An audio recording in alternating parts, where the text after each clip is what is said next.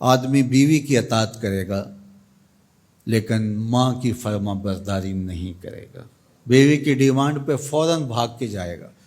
لیکن ماں دوائی کا بھی کہہ رہی ہوگی تو ٹال مٹول کرتا رہے گا، کل پرسوں ہفتے گزر جائیں گے، ماں کے ساتھ جانا اس کو پسند نہیں ہوگا، ماں کی خدمت میں رہنا، اس کے پاس بیٹھنا اس کو پسند نہیں ہوگا۔ ماں دھکے سے بیٹوں کو بیٹیوں کو اپنے پاس بٹھائے گی لیکن بیٹھنا پسند نہیں ہوگا۔ وہ ادنا صدیقہ ہو وہ اقصا آبا ہو، دوستوں کے ساتھ بیٹھ کے گپ شپ لگانا مرغوب ہوگا، باپ کے ساتھ بیٹھنا پسند نہیں ہوگا۔ باپ کے پاس اولادیں نہیں بیٹھیں گی، اور یہ جو مصیبت آئی ہے اس نے تو گھر کے اندر بھی پاس بیٹھی اولاد کو بھی ماں باپ سے چھین لیا ہے، وہ وہاں بیٹھ کر کے بھی حاضر باش نہیں ہوتے۔ آپ کو اس دن میں نے درس قرآن میں جو مضمون رکھا تھا اس میں ایک لفظ تھا وَبَنِينَ شَهُودًا، وہ بیٹے جو حاضر باش ہوں وہ نعمت ہوتے ہیں، جو باپ کی خدمت میں بیٹھے ہوں، باپ کے پاس بیٹھتے ہوں، باپ کے ساتھ جڑے رہتے ہوں، وہ نعمت ہوتے ہیں، اور جو باپ سے جان چھڑاتے رہتے ہوں، جی چراتے رہتے ہوں، پھنس گئے تو 2 منٹ بیٹھ گئے ورنہ نہیں۔ بالخصوص بوڑھے بزرگوں کے پاس تو اس دور کے اندر کوئی بیٹھنے کے لیے تیار نہیں ہوتا، وہ ترستے ہیں کہ ہماری اولاد ہمارے پاس بیٹھے، لیکن اولاد کی دلچسپیاں ہی کوئی اور ہیں، وہ انہیں اولڈ فیشن سمجھتے ہیں، پرانے زمانے کے لوگ دقیانوس، ان سے ہم بات بھی کیا کریں، یہ ہمارے زمانے کی باتیں نہیں سمجھتے۔ جب تم ان کے زمانے کی باتیں نہیں سمجھتے تھے، انہوں نے ایک لفظ پانی اور روٹی سکھانے کے لیے کتنی محنت کی تھی تمہارے اوپر، تم تو کچھ بھی نہیں سمجھتے تھے، تم تو حرف و صوت سے آشنا نہیں تھے، تم تو لفظوں سے آشنا نہیں تھے، انہوں نے کتنا وقت دیا اور ایک ایک حرف، ایک ایک لفظ، ایک ایک ہجا تمہیں بتایا، اور آج تم کہتے ہو یہ دقیانوس ہیں۔ تو کہا یہ قرب قیامت کی علامت ہے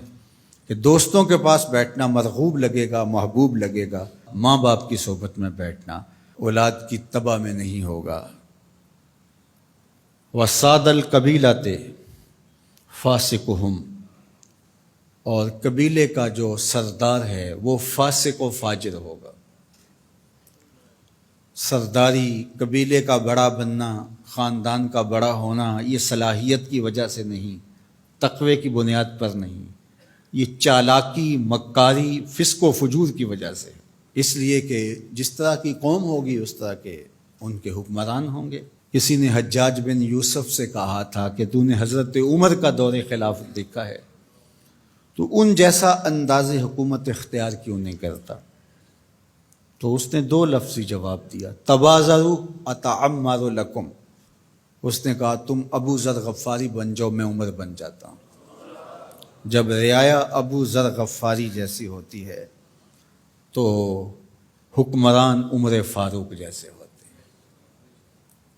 جب ہم چور ہوں گے، ہم خائن ہوں گے، ہم بدکار ہوں گے تو اوپر رحمتوں کی چھتڑیاں تو نہیں تانی جائیں گے، اوپر بھی پھر یہی کچھ ہوگا۔ ایک روایت میں آتا اعمالکم امالکم، تمہارے اعمال ہی تمہارے حکمران ہوں گے۔ فرمایا کہ وہ اس بات پہ قادر ہے کہ وہ تمہیں اوپر سے بھی عذاب دے سکتا ہے، وہ چاہے تو نیچے سے بھی عذاب دے سکتا ہے۔ حضرت عبداللہ ابن عباس رضی اللہ تعالیٰ عنہ فرماتے ہیں اوپر کا عذاب یہ ہے تمہارے حکمران نااہل ہوں، اور نیچے کا عذاب یہ ہے تمہاری اولادیں نافرمان ہوں، اور تم ایک دوسرے سے لڑنے لگ جاؤ، ایک خاندان کے لوگ شریکہ برادری کے نام سے ہر وقت ایک دوسرے کی ٹو میں رہیں، یہ عذاب نہیں تو اور کیا ہے؟ ہر وقت بھائی بھائی کو نقصان پہنچانے کے چکر میں رہے، بہنیں اور بھائی آپس میں ایک دوسرے کے دشمن بنے کھڑے ہوں، ہمسایہ ایک دوسرے کی عزت کو اچھالنے کے لیے تیار کھڑا ہو، محلہ راحت کا ساماں ہونا چاہیے لیکن محلہ آپس میں ایک دوسرے کی عزت کو پامال کرنے کے لیے تلا ہوا ہو، خاندان، برادریاں